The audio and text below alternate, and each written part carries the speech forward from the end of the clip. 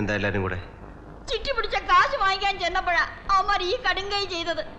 ചിട്ടി കമ്പനി പൂട്ടി. അവന്മാരെ ഒന്നിനും കാണാനും ഇല്ല. എന്നെ കാപ്പാത്തനോ വയത്തെ പട്ടിണി പോട്ടെ, മിച്ച കാസങ്കി പോട്ടെ, ഇപ്പൊ എല്ലാമേ പോച്ച്. दुकान बेच के मिला हुआ पैसा सब बर्बाद हो गया. നിങ്ങൾ ഇത് അനുഭവിക്കണം. ഇതുപോലെ മുളച്ചു വന്ന എത്ര ബ്ലേഡ് കമ്പനികൾ ആളുകൾ ചതിച്ചിട്ടുണ്ട്. പിന്നെ അഡ്രസ്സ് പോലും ഇല്ലാതെ മുങ്ങിയിട്ടുണ്ട്. ദിവസം കേൾക്കുന്നല്ലേ ഇങ്ങനത്തെ കഥകൾ. പിന്നെ എന്തിനാ അവന്മാരെ വിശ്വസിച്ച് കാശ് കൊണ്ട് കൊടുത്തു? ഈ തള്ളയോട് ഞാൻ അന്നേ പറഞ്ഞതാ ചേരണ്ടെന്ന്. ഇപ്പൊ കിട്ടിയല്ലോ പലിശ അടക്കം. മഹാഭാവി ചവത്തി കുത്താതടാ. നിന്റെ തള്ളയുടെ കാര്യം അവിടെ നിൽക്കട്ടെ, മറ്റുള്ളവരുടെ കാര്യം ഇതിൽ കഷ്ടമാണ്. നാട്ടിൽ അനിയന്മാരെ പഠിപ്പിക്കാനും പെങ്ങന്മാരെ കെട്ടിച്ചയക്കാനും അച്ഛനെ അമ്മയെ ചികിത്സിക്കാനും ഒക്കെ ഈ പെണ്ണുങ്ങൾ കഷ്ടപ്പെട്ടുണ്ടാക്കിയ കാശാ അവന്മാര് പറ്റിച്ചോണ്ട് പോയത്. പോലീസ് പറഞ്ഞില്ലേ? അവര് കേട്ട ഭാവം നടിക്കുന്നില്ല. അവന്മാരെല്ലാം ചേർന്നോണ്ടായത്. നിങ്ങൾ പൊയ്ക്കോ, ഞാൻ നോക്കിക്കോളാം.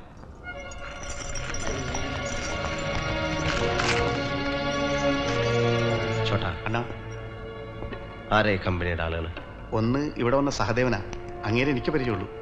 കമ്പനി ഓണർ അജയ് ബാഖിയാണ്, അമറിന്റെ സഹോദരൻ. അതാണ് ആരൊന്നും മിണ്ടാത്തത്. എവിടെ അവരുടെ ഹെഡ് ഓഫീസ്? ചെമ്പൂര്. ആരവിടുത്തെ എസ് ഐ? ഒരു ഭഗവത്. നിങ്ങൾ റിട്ടേൺ കംപ്ലൈന്റ് എഴുതി അവൻ്റെ കൊടുക്കുക. ഞാൻ തന്നാണെന്ന് പറഞ്ഞു. ശരി மணி வா. அரஸ்ட் பண்றது போலீஸோட வேலை. அதை சொல்றதுக்கு உன்ன மாதிரி ஒரு ரவுடி இங்க வர வேண்டிய அவசியம் இல்லை. ക്ഷമിക്കണം സാർ, கோடிக்கணக்கிന് രൂപ വെട്ടിച്ച ഒരാളെ. Yes we know. நேத்து துபாய் ஃப்ளைட்ல அவன் ஏறி போயிட்டு தான் ஏர்போர்ட்ல இருந்து எங்களுக்கு தகவல் கிடைச்சிருக்கு. இதுக்கு மேல என்ன செய்ய முடியும்? സാർ, അയാളുടെ ബാങ്ക് ഡിപ്പോസിറ്റും പ്രോപ്പർട്ടീസും ഒക്കെ പിടിച്ചെടുത്തൂടെ? நோ நோ, அதெல்லாம் செய்ய வேண்டியது எங்க வேலை இல்லை. கோர்ட் தான் டிசைட் பண்ணணும். അജയ് ബാക്കിയുടെ സഹോദരനാണ് അമർ. അയാളെ അറസ്റ്റ് ചെയ്താൽ അജയെ കുറിച്ചുള്ള വിവരം കിട്ടും. நான் இங்க உட்கார்ந்து இருக்கிறது உன் சௌகரியத்துக்காக ஒருத்தனை அரெஸ்ட் பண்றதுக்கு இல்ல. പാവങ്ങളുടെ പണമാണ് സാർ. நிறைய பணம் சம்பாதிக்கணுங்கிறதுக்காக தானே வட்டிக்கு விட்டான். பேராசப்பட்டா அப்படிதான். വക്കാലത്ത് വാങ്ങാൻ വന്നിട്ട് നിർത്തണോ?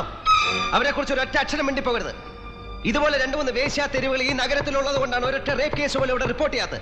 അവരവരുടെ ദേഹം വിൽക്കുന്നതുകൊണ്ടാണ് ഇതുപോലൊരു വലിയ നഗരത്തിൽ രാത്രി 12 മണിക്ക് പോലും പെണ്ണുങ്ങൾ മര്യാദയ്ക്ക് റോഡിൽ ഇറങ്ങി നടക്കുന്നത്. അവർ വേശ്യകളായി ജീവിക്കുന്നതുകൊണ്ടാണ് തന്റെ അമ്മയും പെങ്ങളെയും ഭാര്യയും മക്കളെ ആരും കയറി പിടിക്കാത്തത്.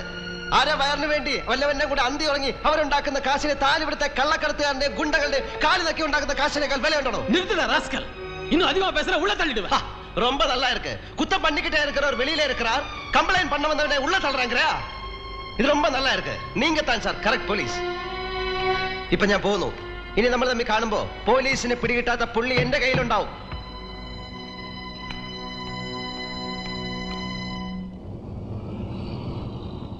ആ മാനേജർ സഹദേവന്റെ വീട് എനിക്കറിയാം.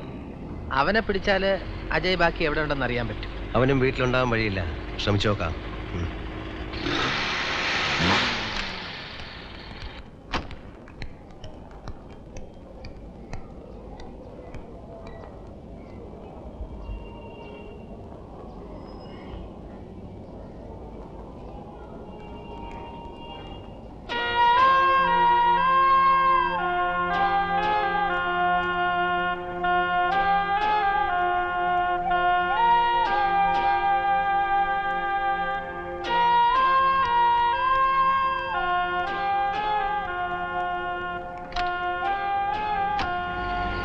സഹദേവനില്ല, അവന്റെ ഭാര്യയാണത്.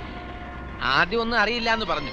ദുബായിലേക്ക് പോകാനുള്ള വിസയുടെ കാര്യം സംസാരിക്കാനാണെന്ന് പറഞ്ഞപ്പോ ജൂഹുവിലുള്ള മെട്രോ ലോഡ്ജിൽ അന്വേഷിക്കാൻ പറഞ്ഞു. അവളെ നിനക്ക് നേരത്തെ അറിയോ? പിന്നെ എവിടെയും കൊണ്ട് ഞാൻ കുറെ ട്രിപ്പുകൾ അടിച്ചിട്ടുള്ളതല്ലേ. അവന്റെ ചിട്ടിയും ബിസിനസ്സും ഒക്കെ അവളുടെ കയ്യിലാ.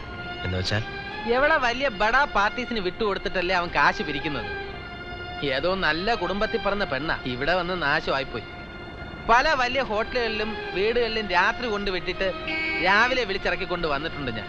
എന്തൊക്കെ പറഞ്ഞാലും നല്ല ബെസ്റ്റ് ഉരുപ്പടിയാ. എവിടെടാ എന്റെ മുതലാളി? അറിയില്ല. മുതലാളിയിലൂടെ നാട്ടുകാരെ പറ്റിച്ച് രക്ഷപ്പെടാനാണെങ്കിൽ വെട്ടി നുറുക്കി ഞാൻ റോഡിലെറിയും. എനിക്കൊന്നും അറിയില്ല. കള്ളപ്പേരിൽ നാളെ വെളുപ്പിന് ദുബായിക്ക് രക്ഷപ്പെടാൻ തീരുമാനിച്ചിരിക്കുകയാണ് അയാള്. എനിക്കും കുടുംബത്തിനുള്ള ടിക്കറ്റ് ഇവിടെ എത്തിക്കാമെന്നാണ് പറഞ്ഞിരിക്കുന്നത്. ഇൻസ്പെക്ടർ ലോബയാണ് അയാളെ ഒളിപ്പിച്ചിരിക്കുന്നത്.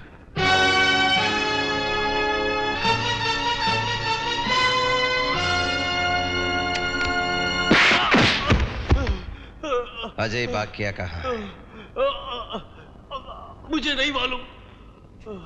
वो किधर है बताओ, नहीं तो तुम्हारा गर्दन उड़ा देगा. बोल. ऊपर है.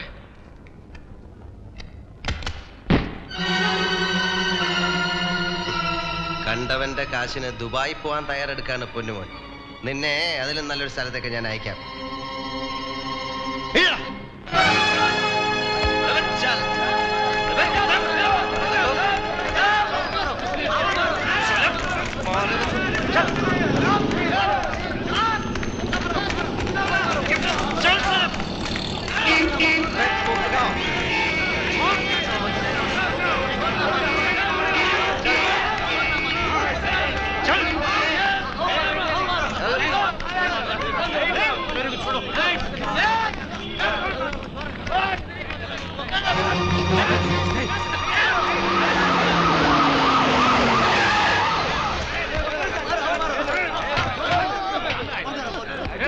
ഇതാ ദുബായി പോയെന്ന് പറഞ്ഞ ആള് ഇനിയെങ്കിലും അറസ്റ്റ് ചെയ്യാം.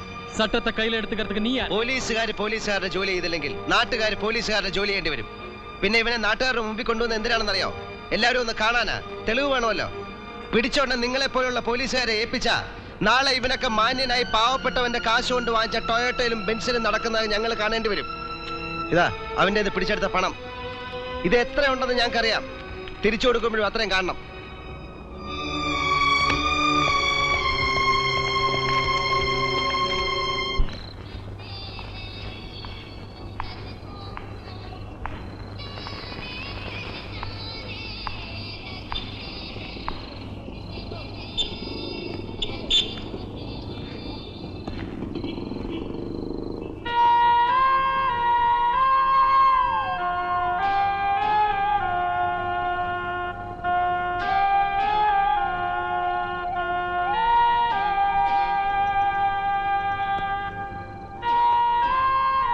ഭർത്താവിനെ തേടി വരുമ്പോൾ പഴയ കാമുകനെ കണ്ടുമുട്ടുന്നത് വല്ലാത്തൊരവസ്ഥയാണ്.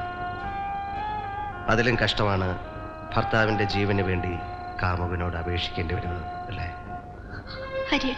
അതെ, പേരിന് വലിയ മാറ്റമൊന്നുമില്ല, പക്ഷെ സ്വഭാവം അല്പം മോശമായിട്ടുണ്ട്. പലരോടും അന്തി ഉറങ്ങി ഭർത്താവിൻ്റെ ബിസിനസ്സിനെ സഹായിക്കുന്ന ഒരു ശീലാവതിയെ പറ്റി കേട്ടു.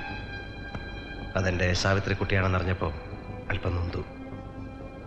ഭർത്താവിനെ വെറുതെ വിടണമെങ്കിൽ ഭാര്യ എന്നോടൊപ്പം ഒരു രാത്രി ഉറങ്ങണമെന്ന് ഞാൻ പറഞ്ഞത് നിന്നെ മോഹിച്ചിട്ടല്ല,